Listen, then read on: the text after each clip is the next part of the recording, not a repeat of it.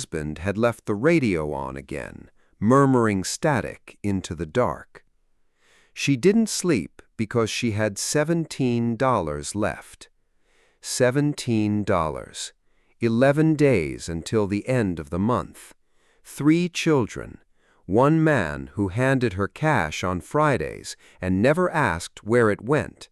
As long as dinner was on the table, the house was clean, and nothing looked wrong from the outside. Nothing could look wrong from the outside.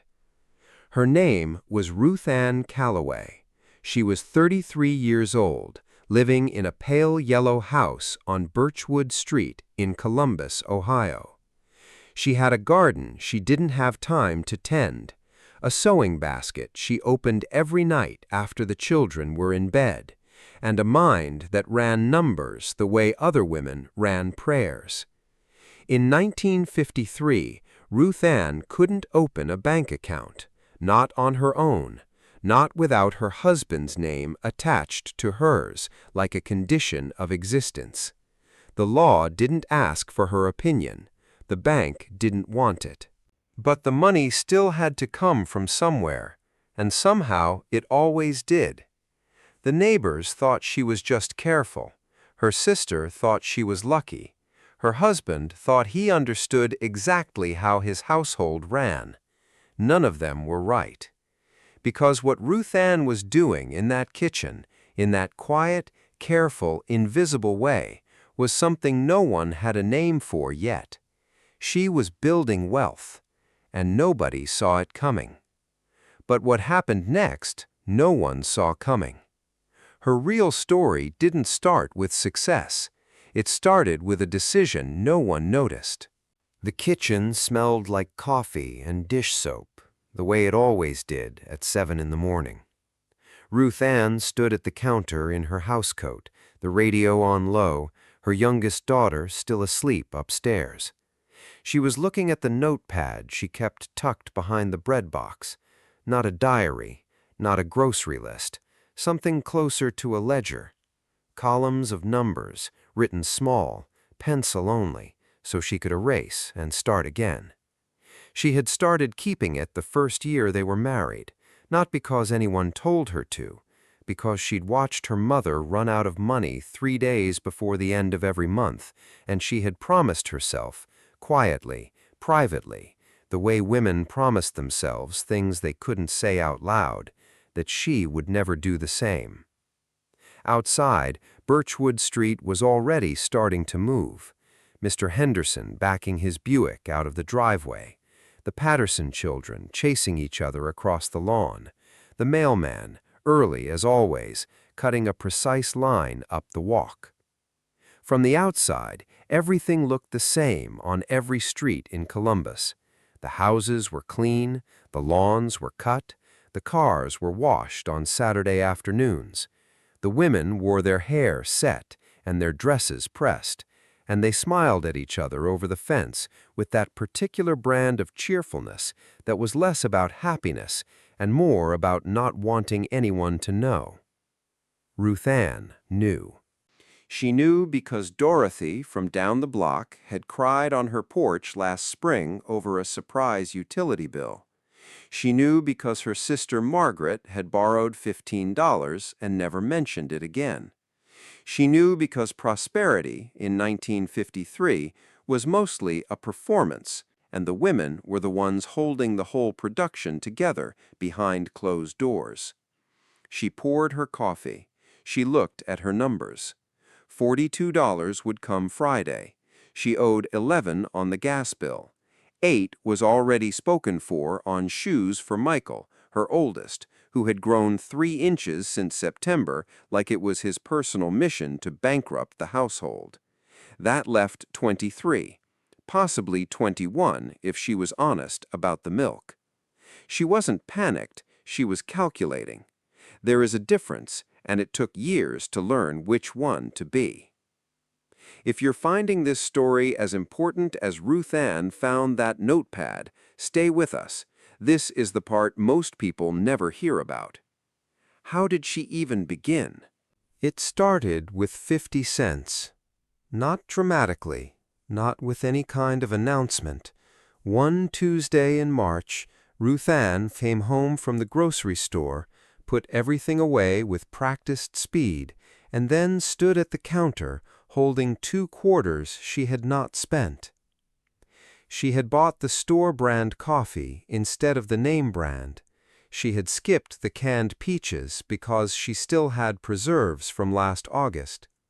She had done the math in her aisle, right there next to the Jell-O display, while another woman tossed things into her cart without looking at the prices.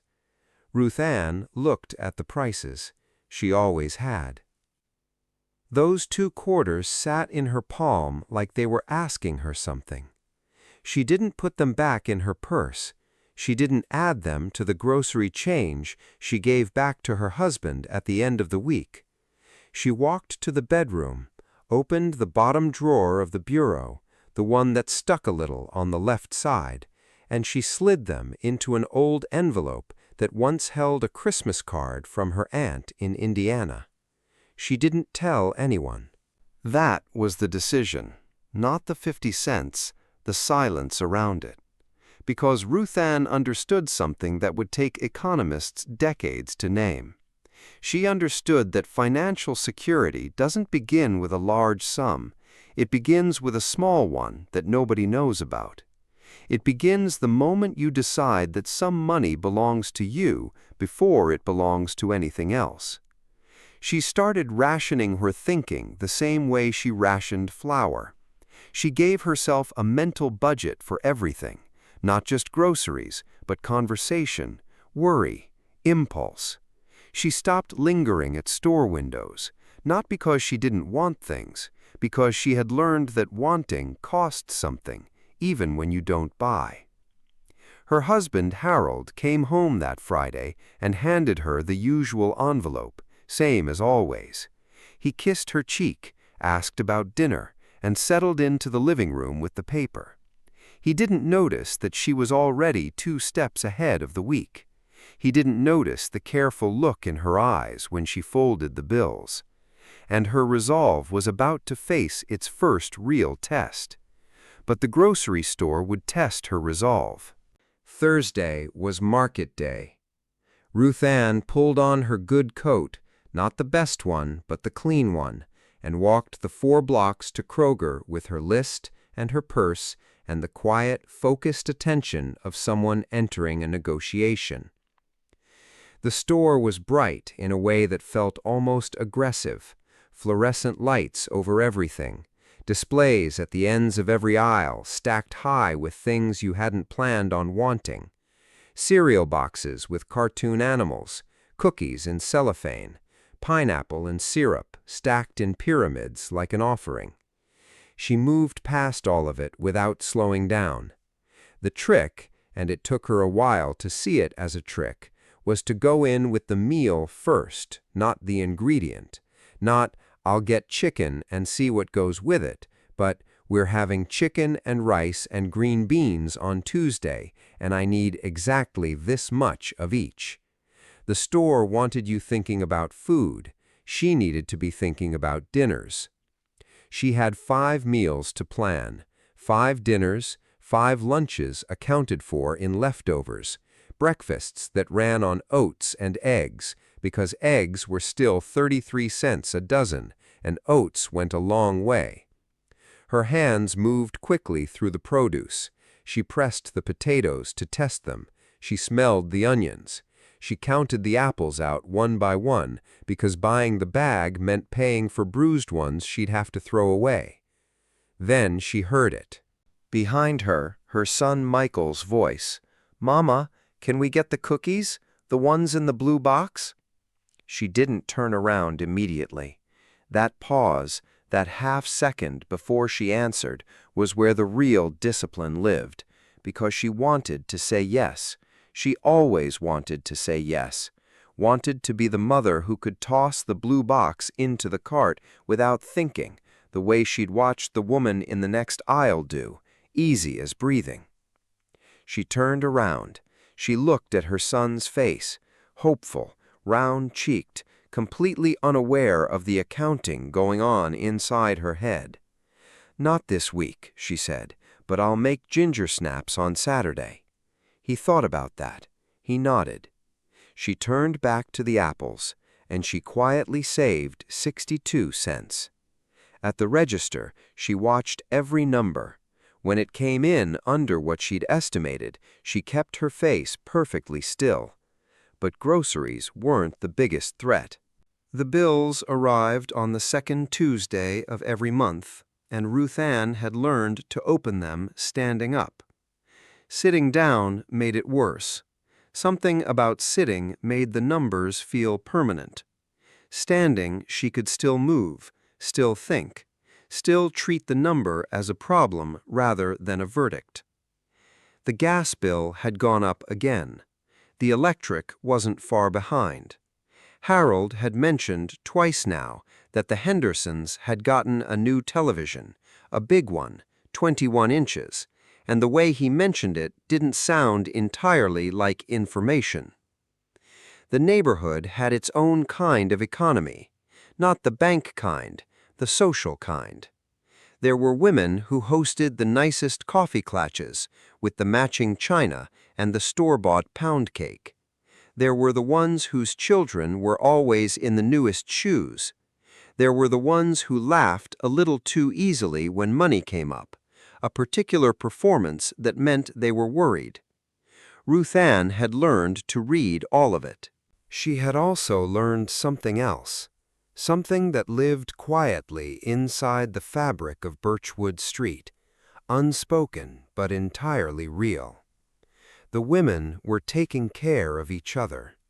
Not loudly, not with any formal arrangement, but when Dorothy's washing machine broke the same week as a big repair bill, 3 women on the block showed up with baskets of food. Not charity, just dinner, the way neighbors do.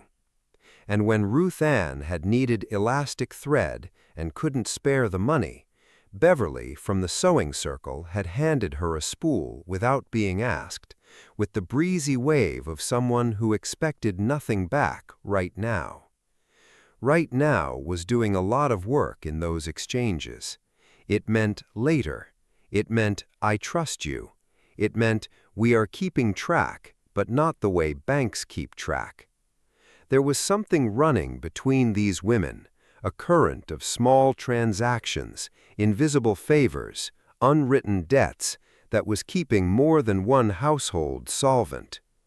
Ruth Ann was part of it, more than she sometimes admitted, even to herself. But the informal networks could only carry so much weight. The real test came mid-month. It was a Wednesday, the kind of Wednesday that starts ordinary and doesn't stay that way. Michael came home from school with a note from the principal. There would be a class trip in 2 weeks, $4 required, please remit by Friday. $4. The number sat in Ruth Ann's chest like something swallowed wrong. She counted her envelope that evening after Harold was asleep. $3.40, mostly dimes, a few nickels, one crumpled dollar she'd been treating as untouchable since February. She put everything back. She sat on the edge of the bed in the dark. She was not the kind of woman who cried easily. She had trained herself out of it early, the way you train yourself out of flinching, because flinching never helped the situation. But in that particular dark, on that particular Wednesday, she let herself feel the full weight of it for about 60 seconds. Then she got up. She went to the kitchen, opened the cabinet above the refrigerator, the one nobody used because it required a step stool, reached past the extra canning jars and the birthday candles in a rubber band. Behind all of that, in a recipe box she'd had since before she was married, tucked underneath the card for her mother's apple cake, was a savings bond. She had bought it herself, $7.50, paid in increments over 8 months, a little from the grocery savings, a little from birthday money her aunt had sent, once a small refund from the pharmacy that she simply hadn't mentioned to Harold. She couldn't cash it yet, not for another few months, but she held it in her hands in the dark kitchen and felt something settle in her chest. Not relief exactly, something older than relief, something closer to, "I knew this was coming and I did not come to it empty-handed." She found another way for the $4. She took in 2 days of typing work for the law office on Fifth, something she did quietly every few months, pay left in an envelope for Mrs. Calloway, no explanations required. Harold never knew. The trip was paid for by Friday. She was running out of time to keep this invisible. It was a Wednesday. The kind of Wednesday, an envelope for Mrs. Calloway, no explanations required. Harold never knew. The trip was paid for by Friday. She was running out of time to keep this invisible. By the time Ruth Ann's youngest daughter was in high school, there was a checking account. Not because the laws had changed enough, they hadn't, not fully, but because things had shifted, quietly, the way water shifts ground before anyone notices, and Ruth Ann had money to put into it. Not a fortune, she would have laughed at the word, but she had savings bonds that had matured and been cashed. She had a small cedar chest in the bedroom that held, at various points, jewelry bought for resale value rather than beauty, a stack of receipts for layaway items she'd paid off and quietly sold, $40 in crisp bills kept for no specific emergency except the certainty that one would eventually arrive. She had loaned money to 4 women on the block, all of it quietly repaid, none of it recorded anywhere except in the memory of 2 people who both understood the weight of the favor. She had kept 3 children fed, clothed, and present for every school trip, every class photo, every Christmas morning. She had done it without a bank account in her name, without a credit card, without anyone in a position of official authority ever knowing her financial mind existed. This is the part of the 1950s nobody puts in the nostalgia films. The kitchen wasn't just a kitchen. The grocery list wasn't just a list. The sewing circle wasn't just about sewing. There was a whole hidden architecture of financial survival running through the domestic spaces of mid-century American life, and it was built and operated almost entirely by women. And here is the part worth sitting with in 2026. We have bank accounts now. We have apps and automatic transfers and 17 different ways to split a bill at dinner. We have more tools than Ruth Ann could have imagined standing at that kitchen counter with her pencil and her notepad. And yet, the average American household carries credit card debt that erases whatever cushion a month of careful spending might build. Digital spending has made the moment between wanting and buying almost frictionless. The envelope is gone, the pause is gone, the 60-second reckoning in the dark before you decide, mostly gone. Ruth Ann's system wasn't perfect. It was built inside an unjust structure, and the injustice was real, and it cost her things she shouldn't have had to pay. But the discipline inside the system, the psychological clarity of knowing exactly what you have, saving before you spend, building something invisible and patient in the margins of an ordinary life, that part doesn't expire. She built her family's future in nickels and dimes, in silence and nerve. The question she leaves behind for anyone still watching is a quiet one. What are you building in the margins of your ordinary days? If this story stayed with you, share it with someone who needs to hear it. These weren't small lives. They were extraordinarily large ones, lived in very small spaces, and they deserve to be remembered.